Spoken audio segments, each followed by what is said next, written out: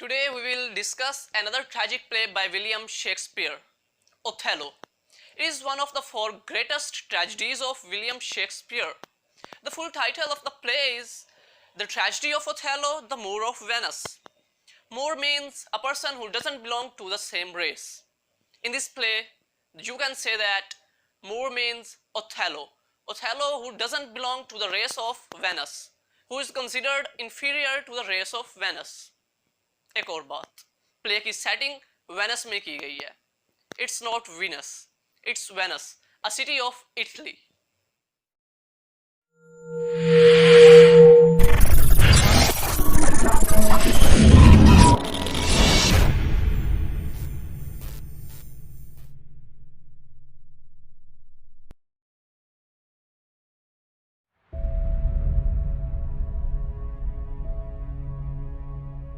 First of all, I will introduce the famous characters in the play. The first one is Othello, who is the protagonist of play. Being a tragic hero, he is relatively passive and reactionary. He is known as man of action. He is a successful military leader, but in the play, he doesn't take the most active role. While Iago, in contrast, is manipulating behind the scenes from the opening of the play. Iago is a soldier in Othello's military. He declares in the play, I am not what I am. He is a dishonest and jealous person. He is the most heinous villain in the plays of Shakespeare. The third one is Desdemona. She falls in love with Othello, who is a black man. She is Brabantio's daughter and Othello's faithful wife. From the beginning of the play, Desdemona is portrayed to be strong and independent. The fifth character is Cassio.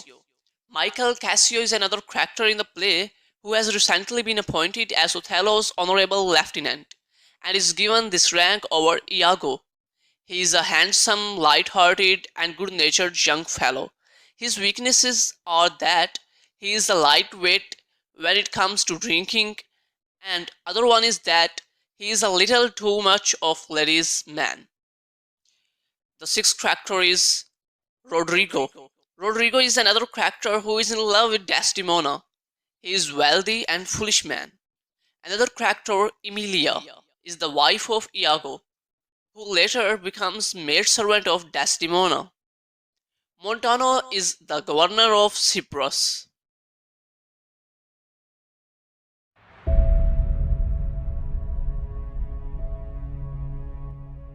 ये बात है उन दिनों की जब Turks वेनेशियंस पर हमले की तैयारियां कर रहे थे. So friends, play opens in the street of Venice, a city of Italy, जहां रोड्रिगो और इयागो के दरमियान कन्वर्सेशन हो रही है. रोड्रिगो इयागो से कहता है कि तुमने डेस्डिमोना का मुझसे रिलेशन बनाने का वादा किया था, जबकि वो तो तुम्हारे मिलिट्री लीडर ओथेलो के साथ भाग गई है. इयागो ओथेलो के लिए अपनी नफरत का इजहार करते हुए कहता है कि उसने मेरी जगह पर कैसियो को अपना लेफ्टिनेंट बना दिया है, तो हमारा दुश्मन एक ही है, ओथेलो. इसके बाद इयागो रोड्रिगो को लेकर ब्राबैंशियो की तरफ चला जाता है और उसके घर के बाहर से चिल्लाने लगते हैं कि तुम्हारी बेटी ओथेलो के साथ भाग गई है. Then Iago leaves that place and comes to Othello, and वो ओथेलो से कहता है कि ब्राबैंशियो को किसी तरह सब पता चल गया है और वो तुम्हारी ही तरफ आ रहा है. इतने में ब्राबैंशियो वहां आता है और ओथेलो को ड्यूक ऑफ वेनिस के पास ले जाता है. उस पर यह इल्ज़ाम लगाता है कि उसने मेरी बेटी को वरगलाया है. यहाँ पर डेस्डिमोना सामने आकर ओथेलो की साइड लेती है और ड्यूक भी अपने मिलिट्री जनरल ओथेलो के हक में ही फैसला करता है, क्योंकि ये दिन है तुर्कियों के साथ जंग के.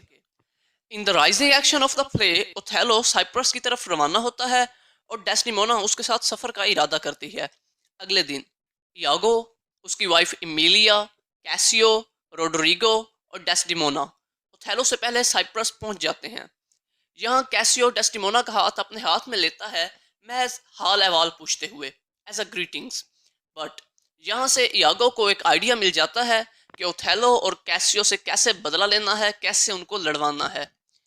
यहाँ ओथेलो आता है और सबको बताता है कि साइप्रस के गवर्नर मोंटानो से उसे ये खबर मिली है कि तुर्किश शीप तेज तूफान की वजह से तबाह हो गया है.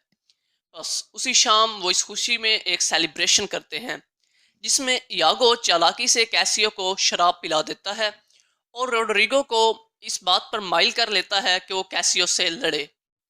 जहाँ पर मोंटानो इस झगड़े को ख़त्म करने की कोशिश करता है और कैसियो गलती से मोंटानो पर वार कर देता है। जब ओथेलो को इस बात की खबर होती है तो वो कैसियो को लेफ्टिनेंट के ओहदे से हटा देता है। यहाँ पर यागो कैसियो से कहता है कि वो डेस्टिमोना से कहे कि ओथेलो से उसकी सिफारिश करे, और दूसरी तरफ यागो ऑडियंस को बताता है कि वो प्लान कर रहा है कि ओथेलो को ये फील करवा सके कि कैसियो और डेस्टिमोना का अफेयर चल रहा है। कैसियो डेस्टिमोना से अपील करता है कि वो ओथेलो से कहे कि कैसियो को वापस उसका ओहदा दे दे।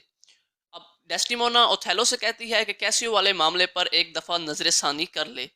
यहाँ डेस्टिमोना मिस्टेकनली अपना हैंडकरचीफ गिरा देती है और इमिलिया जो कि इयागो की वाइफ है वो उसे उठाकर लाकर अपने हस्बैंड को दे देती है।